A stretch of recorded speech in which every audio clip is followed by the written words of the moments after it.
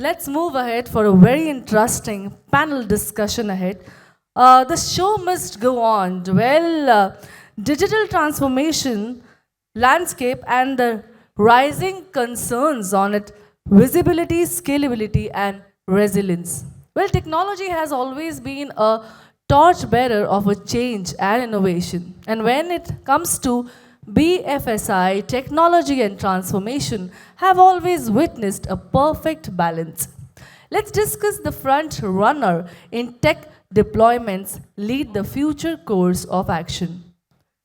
Several emerging technologies, namely artificial intelligence, machine learning, are playing a significant and a very important part in making the digital transformation journey very successful one for BFSI. Let's discuss on how learning making their way to innovation with technology and resilience. And to do the honors and to do the further panel discussion, I shall call upon Alex George, Country Manager, India and South Asia, Riverbed Technology as a moderator. Can we have you on stage, please? Joining him will be Vinod Kumar, Chief Technology Officer and Chief Information Officer, Fino Payments Bank. And to talk more on this topic will be Sunit Vakharia, Head Consumer Banking Technology, DBS Bank. Joining these three will be Jyotir Latha B, Chief Technology Officer, Godrej Capital. And I shall also like to invite Prashant Thakkar, Chief of Operations and Technology Officer, LICMF. Joining them will be Deepa Vegesina, Chief Digital Officer, Revfin. And lastly, I shall call upon Saumil Purani, Vice President IT, Axis Bank. Can we have all the gentlemen and the ladies, can we have every dignitaries and the speakers on the stage, please? Let's move toward a very important and a very interesting topic of discussion today.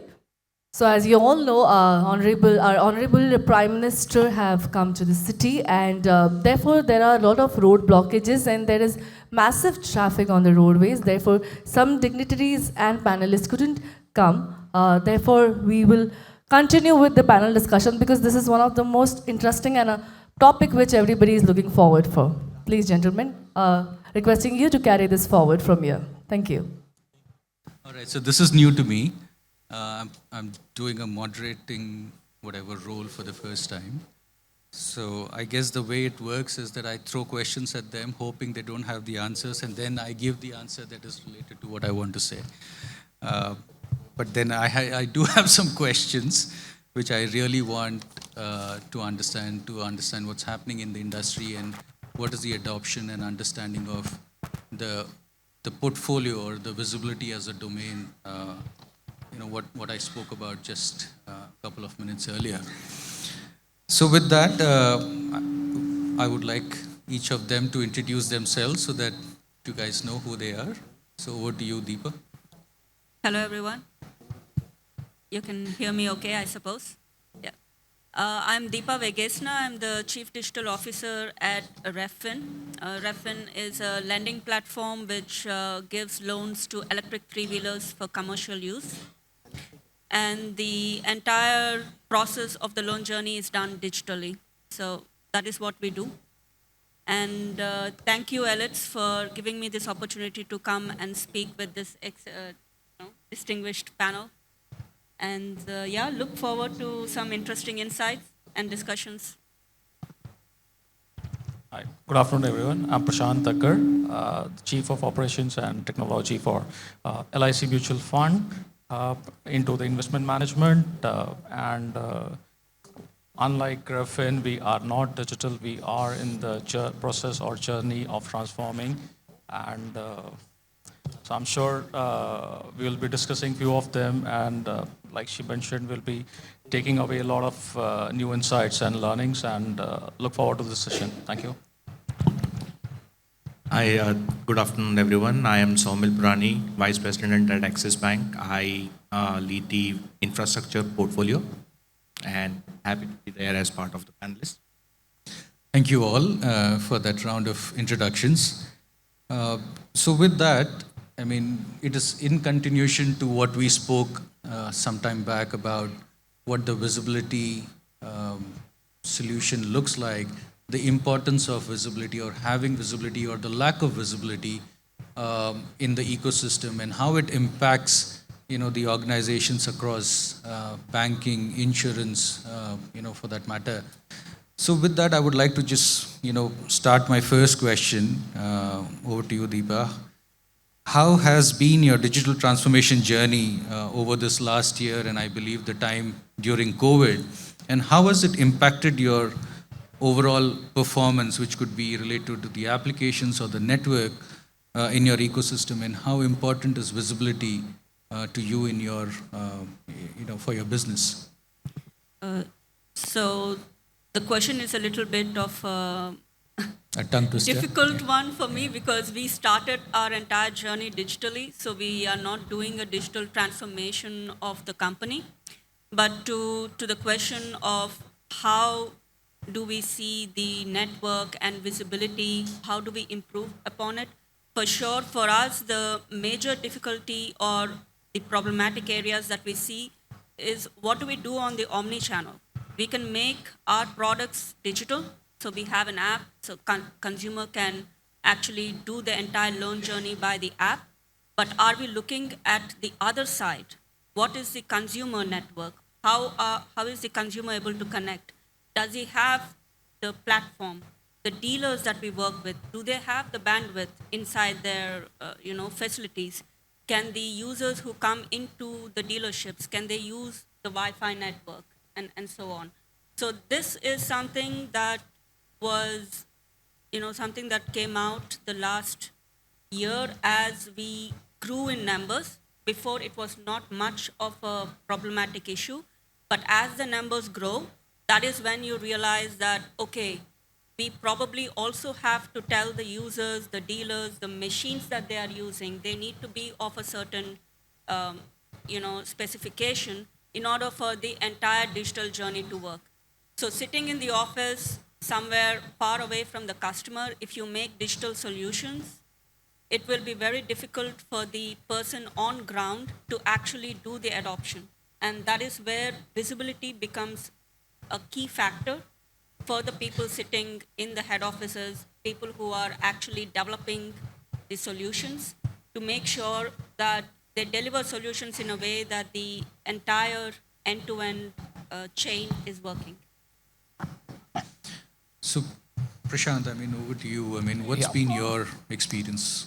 Yeah, I think I'll share some of the views what Deepa mentioned, but we being part of those transformation journey, surely the challenges for us were different, considering it was not only that we had to look at from the external point of view, but when you are in the process of the transformation, it's all about you are still running on some legacy system, some traditional systems while you are in the process of transforming or setting up your new systems or new infrastructure and applications. And that is where I think the biggest challenge what we had was how do you ensure that you have a unified visibility, which most of the time, I think we will all agree, these are silos because they have been broadened, different point of time, for different purpose, different specific solutions, and they don't talk to each other. Or so how do you marry them all together and bring in a single or a unified view? I think that's the biggest problem statement or challenge I would say today. And that's surely something till you are able to tackle that, you surely have to live with certain blind spots. And like the word says it all, when you have a blind spot, you are actually the blind and you don't know what's going to hit you. And that's surely, so primarily what happens is while it's not that you're completely in blind, because that's a very dangerous statement to make, but surely it impacts your MTTR, I would say. And when you are getting into a digital transformation journey, it's all about how you are able to minimize or limit your MTTR, because that's where you are actually looking at the true output of your transformation. And uh, that is where it impacts your overall user experience, what she's referring to, while they are equipped. If you are not equipped to give that or deliver that experience, I mean, you have still kind of its job half done. And I think that has been the biggest challenge, whether you talk about infra, you talk about application in terms of the monitoring, so on and so forth. So so that's where visibility for us is today. While you can view it all, but not in a way you want to view it. And I think that's the problem statement which needs to be worked upon, or what we are working on. And that's surely going to be one of the key contributors to our transformation journey. Okay. I mean, that's pretty much what I was speaking about earlier, is that it's all been bought at different points in time to solve different problems. And there would not be an enterprise today which doesn't have at least 5 to 6 or more what we call the tools or the visibility solutions, looking into different ecosystems of network and application and all of that. And how, we heard from Deepa from the finance aspect of it, we heard from you on the insurance side of things, and how it impacts, the business. Now, I would like to hear from Saumil on, how it impacts from a banking environment point of view. So, since past 1 year, the demand has grown up because there was quite a bit of digitalization happening, new innovative solutions to be delivered. Lot of requirement on network side, purely because everybody wanted to go for low latency.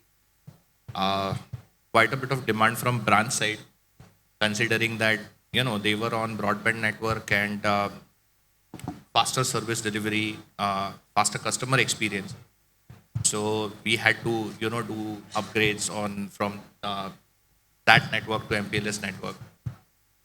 Concerns were more around blind spots which we have in network. At the same time, 5G coming in this year, last year I would say, rolling out, again the latency requirement started becoming lower and lower. There were changes in the regulation as well, the way the data movement was happening to identify PSI data, also to store, also to do encryption at rest, at motion. So those added to the complexity. So visibility always was on topmost priority to see what is going on where, what are the interconnected systems, what is the ecosystem in which the traffic is going, because it is not a traffic which comes only to your current account, saving account kind of thing, or your KYC thing.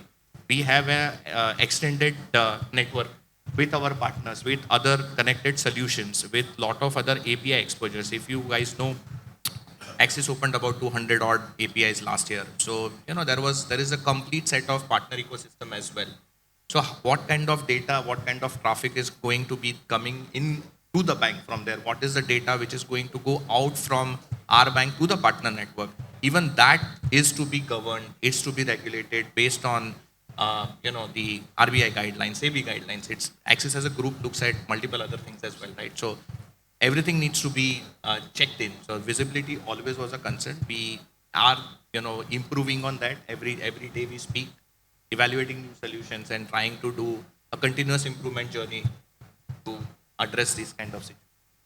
So I think, all of you all have addressed and pinpointed, what are the possible challenges that you currently see because of the siloed approach and because of the decisions taken at different points in time, and how the lack of visibility today kind of restricts you to take certain decisions which would have been better if there was statistical data backing it up, right?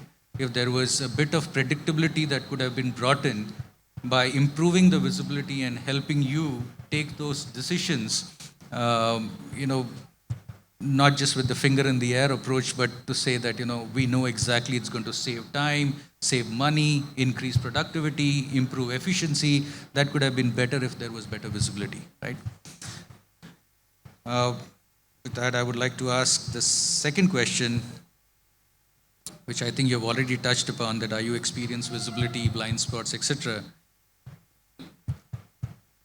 What do you think could be done differently if today you were to take an approach vis-a-vis what you did possibly over the period of time to kind of either replace or to enhance what you have already invested in to improve this entire ecosystem of visibility?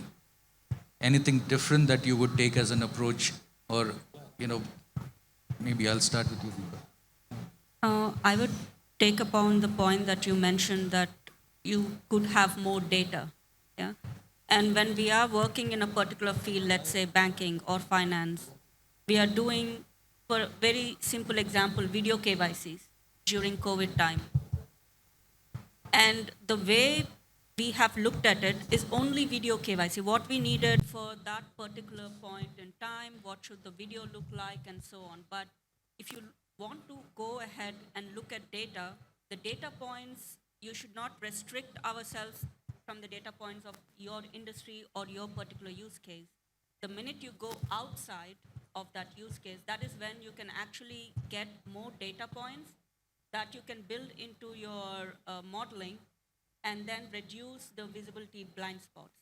The more you concentrate on getting data exactly of the usage that you're doing, you get restricted. And you might find it that you are going to hit that data set maybe 5 years from now, but actually there was enough data around that you could already use because you did not think that a data coming from a video or online video gaming or something like that is going to be useful to you. So in retrospect, I think, or in future, everybody should look at larger data sets, not just the sets that they are working with, but anything connected to, for example, a video calling. You could analyze that data. Absolutely. How is that data working? How is the network working? How is it that WhatsApp doesn't go down when you're doing a video call with 5 people, but when I'm trying to do a video call for my video KYC, my agent says half the time the network drops. That cannot be, right? So we need to cross-reference the data points in order to understand where is this blind spot coming from. Yeah, absolutely. So Prashant, in your opinion, if, because what you represent is not just complex, it is volume, it is scale, it is feeding into agents who are basically, sending data into your system. There is a whole lot of complexity that you can manage when it is in your control. But a lot of that is not in your control because you're also integrating and connecting to third-party, individuals and organizations as well. How do you think improving your visibility in your ecosystem in terms of improving or finding the blind spots of performance-related issues now can be taken to the third-party vendors and make them aware of what changes they need to make in their systems so that there is a complete improved efficiency in an end-to-end network or an application access into your system? So I would like to say, to be honest, I think I'll just pick it up from where she left. I think the problem statement, what she mentioned, being a late entrant or maybe just starting some time back, while they had the opportunity of bringing in a more unified or a well-connected kind of system or the data architecture while we may be still on the silo. Her problem statement is where we have a solution. We have the data for us to look back, go into back in time and see that. But we have a bigger problem. I'll not say a bigger problem statement, but we surely have a different kind of a problem statement. We have this data and a lot of data, but the problem is it's pretty disparate. lying in different pockets, being used for different purpose. So it's all about bringing that data back, and like she rightly said, how do you bring it all together and make sense out of it? And most important, use that data to bring that visibility, derive those patterns, or use it for predictability. And that is where you will be able to not only kind of reduce the blind spots, but surely be more proactive in your approach and can kind of look at proactively problem solving. At the same time, like you mentioned, we will be able to easily pinpoint your problem statements or challenges in terms of a third party vendors, service providers, or any external entity, wherein you will be able to easily get into the specifics, and what is it that requires to be done by whom, and what you require.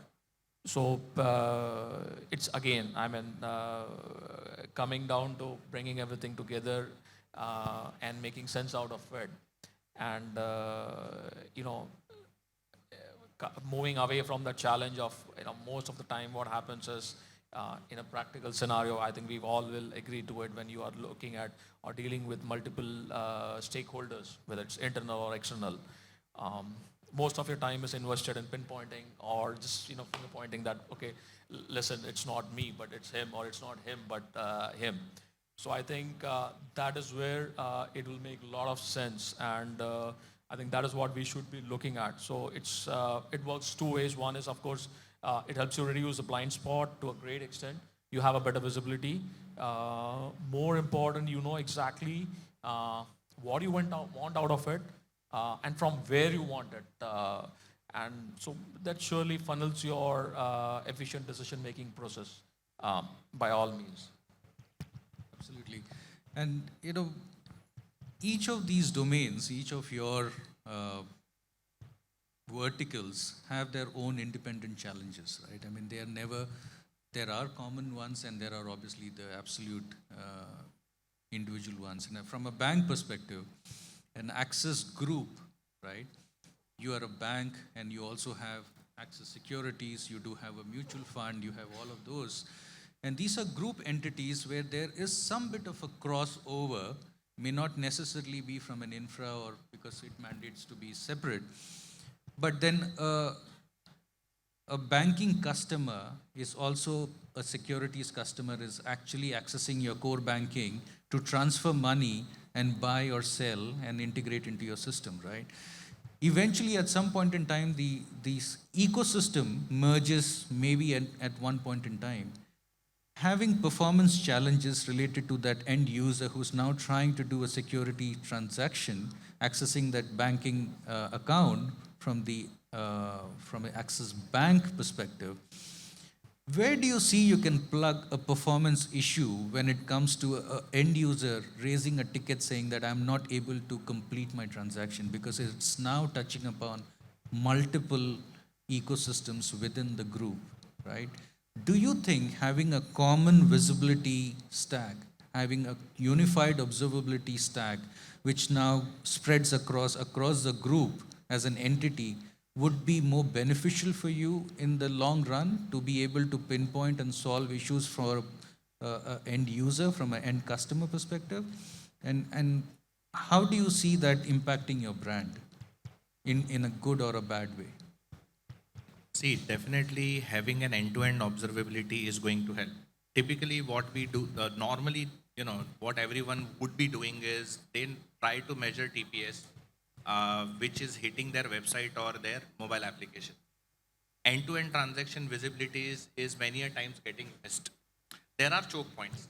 Okay, for example, we worked with CDSL, NSDL, we worked with Aadhaar, where your online KYC or OTP-based KYC was taking longer than usual. And joint efforts where we did joint troubleshooting, we understood that there were some challenges at NSDL level where they had to change the router. They did that. Even with Aadhaar, we did some improvements. So if we have a proper end-to-end observability, definitely there are areas of improvement. where we will have visible insights, where we can, definitely do improvement. It could be on a partner ecosystem, it could be in our own ecosystem, it could be our subsidiaries, wherever possible. So definitely that is going to help, and that will help improve the brand. So you subscribe to the view that having a common observability platform across entities can actually improve the efficiency of cross-platform communication. For sure, for sure. Thank you so much on that. Uh, some of the planned activities that you have within your organization, it could be an antivirus upgrade or a patch upgrade on a particular set of end user machines or desktops, or a particular application upgrade, or moving from something that you're moving to O365, or how do you think that having visibility or knowing in advance what could be my performance improvement or the lack of it, today do you have that view, or do you think that having that view would help you take those decisions in a much more organized manner? I mean, Deepa, I'm not sure whether you've embarked on a journey like that at the moment. No, not yet. Yeah. So, I mean, I'm sure with your complex environment, this must be. I'll wait for the answers from the other two. Yeah. So I think I'm sure we all go through these challenges day in, day out. So surely I think that visibility will surely help, because the biggest challenge for us today across is getting that downtime window. I mean, it's like I think we would say that we are no different from a heart surgeon now who is expected to open heart surgery on a live person, and you don't have an option to kind of kill him for 1 hour, do the surgery, and bring him back. So I think we are going into that stage. So getting the downtime window is a challenge, and that is where I think the data will surely help to kind of give you visibility. What are you getting into? So in case, I mean, are you getting into a patching or an upgrade, or doing any activity? What is your lean time? What is the kind of period of this lean time, and what is the kind of performance expectation or challenges you may face based on what activity you're going? I mean, that will surely help. But again, wish list and the actual list always differs.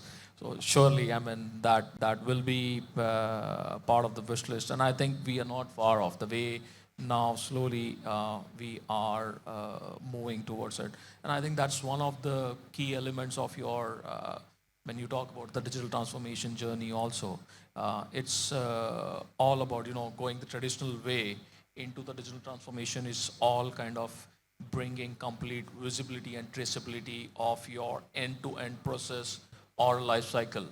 So maybe I mean, organization like us who are still kind of midway, I will not say no man's land, but midway, we are still on that journey. So for us, it still remains a wish list, but surely it's not far off. It's just a matter of time in terms of when your wish list may actually start looking like a reality for you. So that's where we stand today. Oh, cool. I mean, I'm glad because, I'm making sure the answers are tailored to in a way that, Riverbed can help. That's what I will say. And we do have an opportunity to talk. Coming to you, Saumil, we are seeing what ChatGPT does, and we've been hearing, and WhatsApp University is throwing a lot of what it is capable of and what people have tried, doing with that. And AI and ML, it's very loosely coupled but very tightly integrated. Everybody is embarking on a journey from a business standpoint. How to bring in the AI capabilities from a business transformation, right, point of view. How to improve my business efficiency and bring in that intelligence of responding back with, and saving time and money and all of that, right? Now, obviously, a lot of that comes into, because visibility is all about data that we spoke about, that has been captured over the period of time. It takes its own time to understand, learn how the systems work individually and cohesively.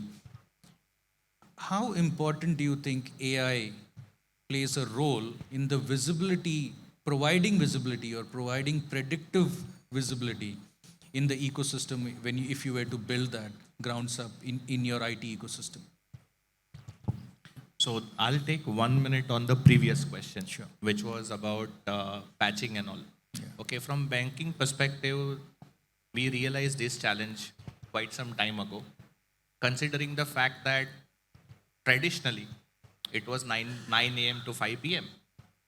and now it is 24 hours banking, right? So you go to an ATM, you don't want to see ATM out of order or it is currently been patched, right? So anytime patching is something which is a wish list for all BFSI customers, but it is not that simple to achieve. But there are processes. So we deployed at least those processes to build highly available resilient systems where we can afford to have anytime patching, because ransomware is not going to wait till the time you get a approved downtime. And deploy QoS, quality of service, on your network layer to have limited bandwidth given to the kind of workload or the kind of patching which you want to do. That is one thing which is, as a general best practice, I think most of the organizations would be following. Let's come back to the chat GPT or the any kind of AI solution which we are to talk about. So that also, we as a group, we realized that this is going to be a game changer if we want to do, good business, thrive in business, and provide more value to the customer. So we do have in-house teams who work on different data lakes to provide valuable business insights. It's an evolving process. There is nothing wherein we say that we have reached 100% of the maturity curve. It's a dynamic data. It's a dynamic market because the customer demands are also changing real time. And technology is also creating disruptions in the way we are operating. So, there are fintechs, there are so many other service providers who are ready either to integrate or take over your business. So AI is definitely going to help to see if there are any choke points in the system by creating the proper visibility of the data which we already have. It is going to also help us have a predictive projections, right? Looking at the trend of what has been done and creating a pattern what could be done. Wherein if we get to see cross-sell, upsell opportunities for doing the right kind of selling. At the same time, how do we create unique services? So AI is definitely going to help in these areas for us as a group. I just want to take the point on ChatGPT because it's like trending like crazy. But if you see, it's also about visibility. Yeah. AI has been existing for almost 15 years, I would say.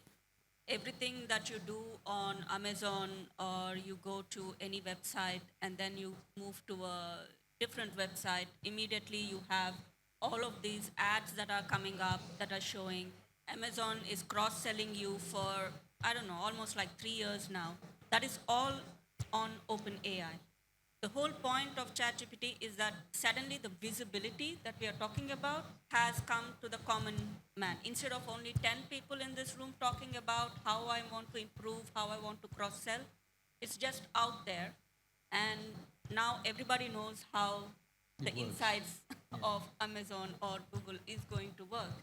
Of course, it's not there yet, but it gives a sneak peek.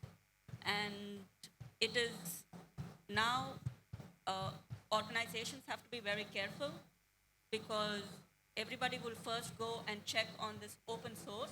Hey, what is this? What is it going to give me? What is the answer it's going to give me?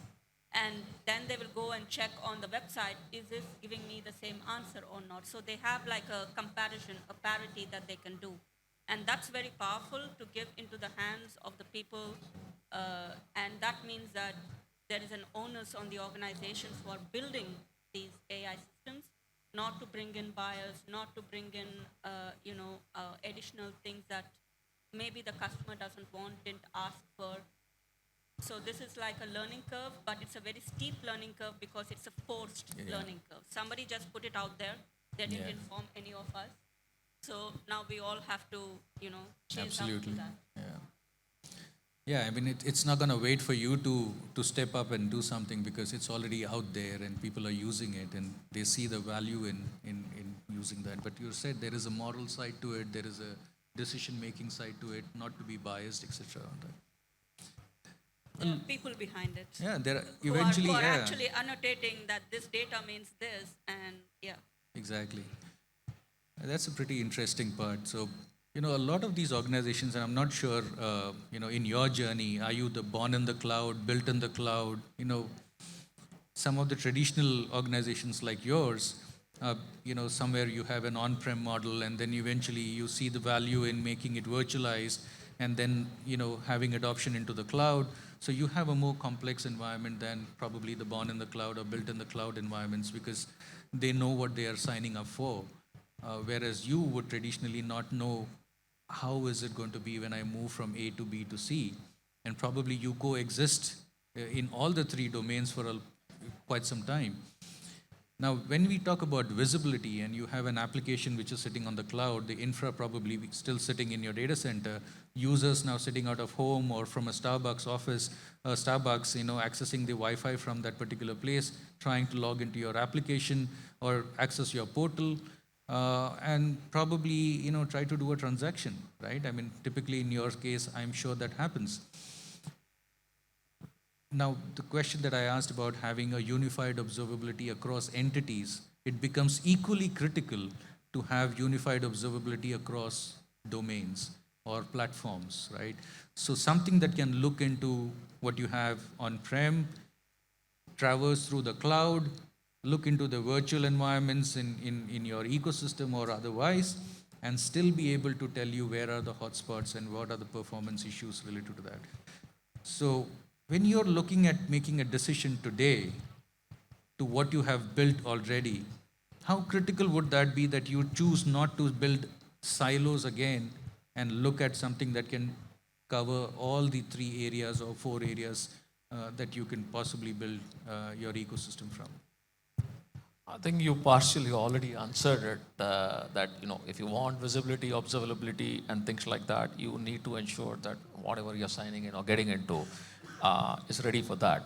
I think same applies. But now so ideally what you should be looking at, or what we are all kind of looking at or moving towards, is more of an open architecture kind of a thing. Maybe we talk about banking side, where we have been talking about the open APIs and things like that and everything and all.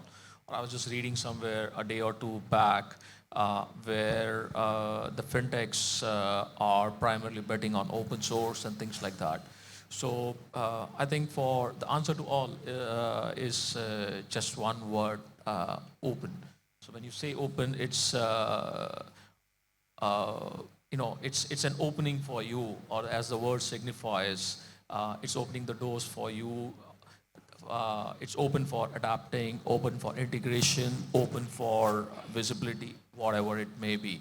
So again, and that is where it's more important that if you want to get into a siloless kind of a thing, it has to be interoperable, or any particular product or protocol or whatever we may call, it's agnostic to that. So it's all about, being open and transparent. Again, we talk from business point of view when she's selling, that our customer will be looking at more honesty, more transparency in terms of, what you are selling to them, because they have something to kind of, check back to or look at, or things like that.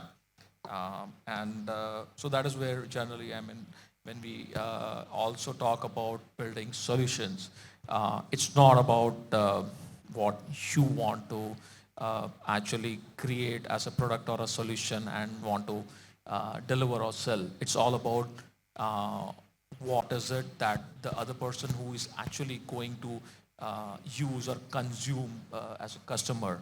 What is it that you want, they wanted from you? So it's not about what you want to deliver, but it's all about what they want you to deliver. Absolutely. So I think that's what we have to look at. And I think that is what all the maybe the product OEMs or everyone is moving towards. Gone are the days where I want to say that I want to completely own it, keep it as a black box, or I want to kind of copyright it.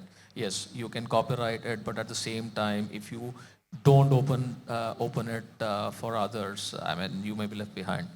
So it's all about, whatever you get into, like we say, you have to get into it with your open hands. So again, it's all about that. Thank you so much, Prashant. So I think, from whatever we have heard so far from the panelists, traditionally there was always this debate about, is visibility a good to have solution, or is it a need to have solution? When the boards are looking at spending their dollars on building some new ecosystem, spending on new infra, adopting a new application, there is always this debate that goes on between the IT heads and the actual ones who are on the field, and going back to the board, trying to convince them that having visibility and having predictability in planning and designing and migrations and all of that is no longer a good to have, because we've been just about managing. It is today a need to have, because that helps the individuals who are responsible for making sure that the IT ecosystems are also keeping in pace with the growth in business. It is now a need to have solution which helps them and provides them with the ability to take those decisions in a more structured way and justify the cost involved in building that ecosystem, right? So that's all from me. Thank you so much, Deepa, Prashant, and Saumil, for taking out time and giving us insights. And the best part is that you're all from 3 different domains, so it gives us a beautiful insight into what each of the ecosystem looks like and what your journey has been. Thank you so much. Thank Thank you. you. Fantastic. Can we have a huge round of applause, everybody? Thank you so much for this amazing one-on-one conversation. Well, right now I shall request and call upon Mr. Vegesina V, Chief Information Officer, Unity Small Finance Bank, to please come on stage and felicitate our panelists with a token of honor and a respect of memento. Can we have a huge round of applause, ladies and gentlemen, for Mr. Vegesina V.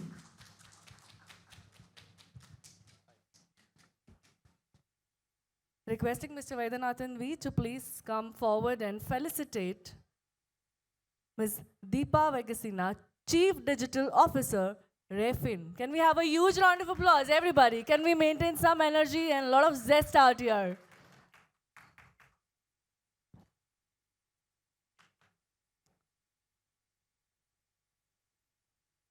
As a token of memento, can we have a huge round of applause, ladies and gentlemen?